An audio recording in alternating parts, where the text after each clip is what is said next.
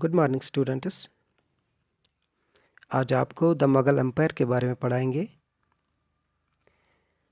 Mughal empire का आगाज़ बाबर से हुआ, जिनका पूरा नाम ज़हीरुद्दीन बाबर था। उनका ताल्लुक़ तुर्क कौम से था। उन्होंने इंडिया आकर दिल्ली सल्तनत के आखिरी बादशाह बिलाल लोदी को हराकर मुग़लिया सल्तनत का आगाज़ किया। इसके बाद मुग़लिया सल्तनत के कई ख़ास शहंशाह आए। पहले बाबर आए, उनका रूलिंग पीरियड 1526 टू 1530। इसके बाद हुमायूं आए, अकबर आए, जहांगीर आए, इसके बाद शहंशाह, इसके बाद औरंगज़ेब और आखिर में बहादुर शाह ज़फ़र आए। सबसे अहम बादशाह जो थे इन बादशाहों में वो जलालुद्दीन अकबर। उनका असली नाम जलालुद्दीन था, लेकिन उन्हें लक़ब अकबर इख्तियार किया था और इसी नाम से हिस्ट्री में और दुनिया में जाने जाते हैं। अकबर के ज़माने में मुग़लिया सल्तनत जो है वो बहुत आगे बढ़ गई, बहुत वसी हो गई।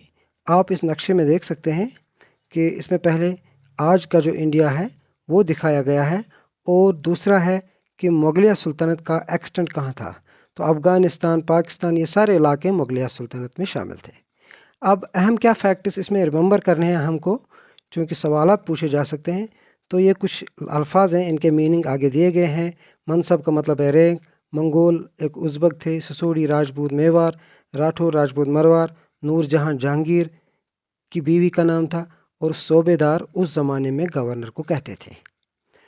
तो इसके बाद ये भी पूछा जा सकता है कि मिर्ज़ा हकीम जो अकबर के भाई थे, उनकी कैपिटल कहाँ थी। वो काबुल में थी।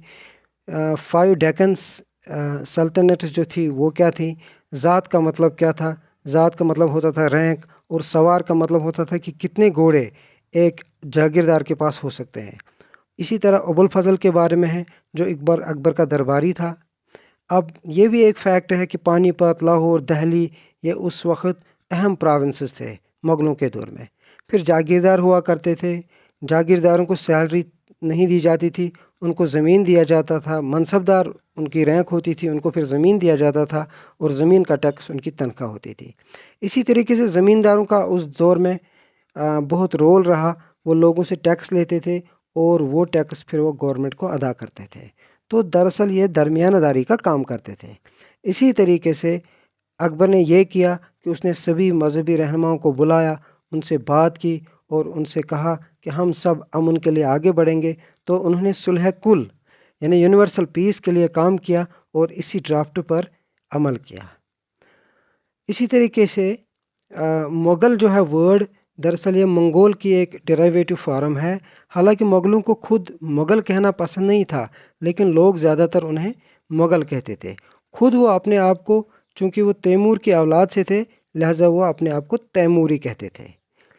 इसी तरीके से एक फैक्ट ये भी है कि बहुत अहम था कि जो रेवेन्यू आता था, ज़मीन से जो टैक्स आते थे, क्योंकि इसी टैक्स से ऑफिशल्स जो थे, आर्मीज़ जो थी, इन सब की तनख्वाह दी जाती थी। तो मुल्क भी इसी तरीके से आगे बढ़ता था जब उनके पास खूब टैक्सेस हुआ करते थे। इसी तरीके से एक फैक्ट ये भी है कि उन्होंने राजपूतों को, ईरानीज़ को, तुरानीज़ को, अफ़गानस को, मराठास को, राजपूतों को मनसब दिए। इससे सारे मुल्क में एक उनके तय एक अच्छाई फैल गई, और लोग उन पर यकीन करने लगे। तो ये भी एक फैक्ट है कि आजकल ऐसी कोई ज़रूरत नहीं है, क्योंकि हमारे पास एक सिस्टम है, एक कॉन्स्टिट्यूशन है, यूनिफाइड सिस्टम ऑफ गवर्नमेंट है। तो आजकल कुछ ऐसे चैलेंजेस नहीं है जैसे उस ज़माने में थे।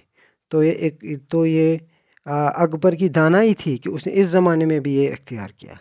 इसी तरीके से आजकल के जो पीजेंट्स हैं वो भी अहम थे, वो तब भी अहम थे, आज भी अहम है। फूड प्रोड्यूस करते हैं, टैक्सेस देते हैं, और इन्हीं टैक्सेस की वजह से एक गवर्नमेंट और एक मुल्क चलता है। तो ये थे कुछ अहम factors. Thank you very much.